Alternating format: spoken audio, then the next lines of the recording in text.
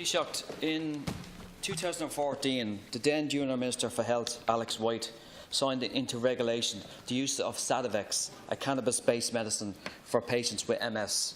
Since then, Taoiseach, the drug is not available either on prescription or even on the drug purchase scheme.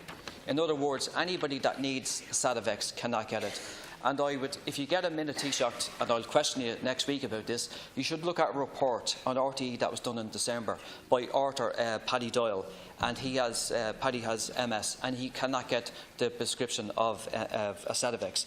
This also throws into question about the cannabis access programme, which the Minister has set out guidelines. Now, the Minister has said this numerous times in here about the guidelines, but there is no guidelines, there is no programme, and if the Minister can actually say when the guidelines are going to come out, because obviously people are waiting for this programme to be. Thank you, Deputy Minister.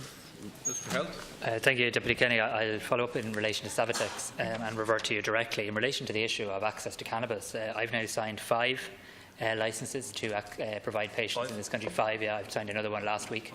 Okay. So every valid licence application that's been received by me has been signed, and indeed has been processed in an efficient manner.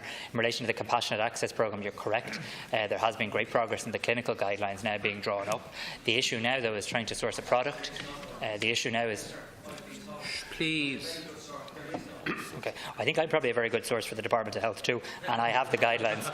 I have the guidelines, Deputy. I have the guidelines.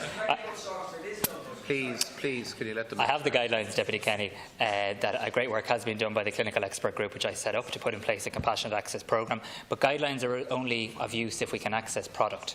And what my department is now currently working on is how we can access an appropriate product so that Irish patients can benefit. Thank you.